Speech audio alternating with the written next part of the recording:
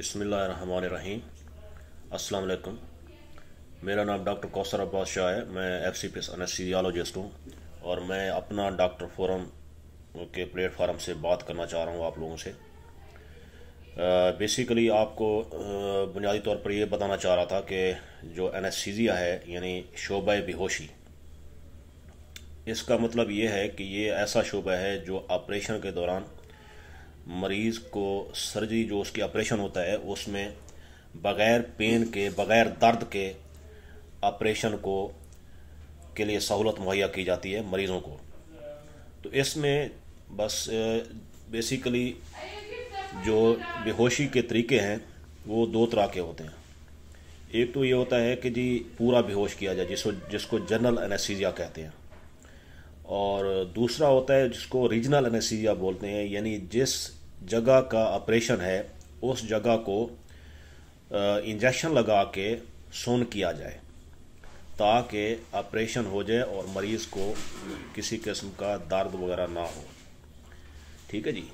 तो अब जो पूरा बेहोशी होती है उसमें मुख्तलिफ़ किस्म के टीके होते हैं जो लगाए जाते हैं, और मरीज़ की सांस की नाली में एक ट्यूब डाल दी जाती है और मरीज़ को मसनूई सांस की मशीन पे डाल दिया जाता है।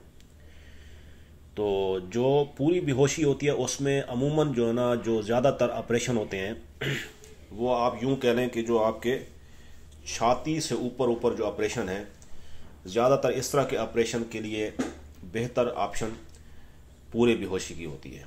और उससे नीचे नीचे होते हैं जो ऑपरेशन, जैसे हड्डी जोड़ का ऑपरेशन होता है या नीचे पाँव के ऑपरेशन हो गए या हाथों के ऑपरेशन, बाजू के ऑपरेशन होते हैं, उसमें कोई मसला है उसकी ऑपरेशन है तो उनको वहाँ पे इंजेक्शन लगा दिया जाता है। उसके लिए भी फिर दो तरीके होते हैं, या तो आप रीढ़ की हड्डी में इंजेक्शन लगा देते हैं ताकि वो आपका निचला हिस्सा, अगर नीचे जो सर्जरी हो रही है वो सुन्न हो जाती है, और दूसरा उसी जहाँ पे ऑपरेशन है उसी जगह सुन्न करने का टीका लगा दिया जाता है। मरीज़ जाग रहा होता है लेकिन वो देख रहा होता है अपनी सर्जरी को, लेकिन उसको दर्द कोई नहीं हो रही होती।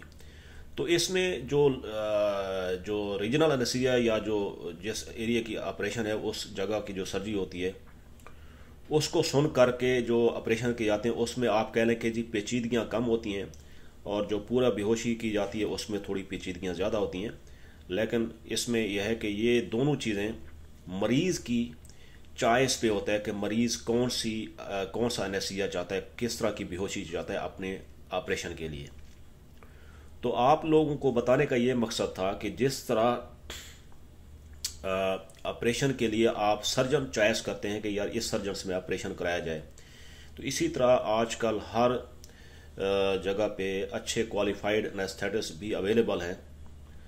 तो इस हवाले से भी एक मरीज़ का हक बनता है कि वो इस हवाले से अपनी मालूमात ले कि कौन सा अच्छा एनेस्थेटिस्ट है, क्वालिफाइड एनेस्थेटिस्ट है, तालीम याफ्ता शोबा बेहोशी का माहिर डॉक्टर है जो उसको बेहोश उस ऑपरेशन के दौरान उसको बेहोश करेगा या उसके लिए जो ऑपरेशन है उसके लिए सहूलत मुहैया करेगा कि उसको किसी किस्म का दर्द ना हो।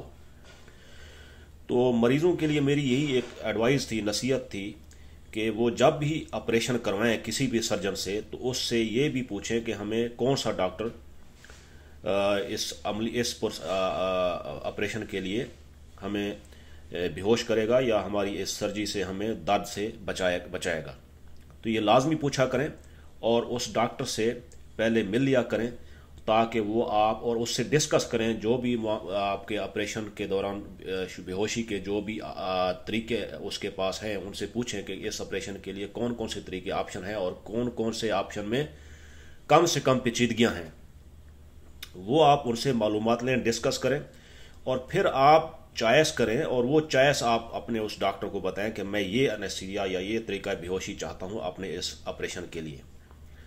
फिर आप अपनी सर्जरी कराएं। ठीक है जी। तो ये एक मेरी जहन में बात थी, मैंने कहा आप लोगों से डिस्कस कर लूँ और आप लोगों को बता दूँ।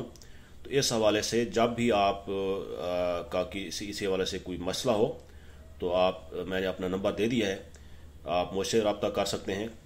और बाकी जो सर्जन आपका ऑपरेशन कर रहा है उससे बात करके अपने एनेस्थेटिस्ट के बारे में मालूमात लेके उससे लाजमी ऑपरेशन से पहले मिल लेना आपका हक है और आपने मिलना है। ठीक है जी, जज़ाकल्लाह, अल्लाह हाफिज़, अपना ख्याल रखिएगा।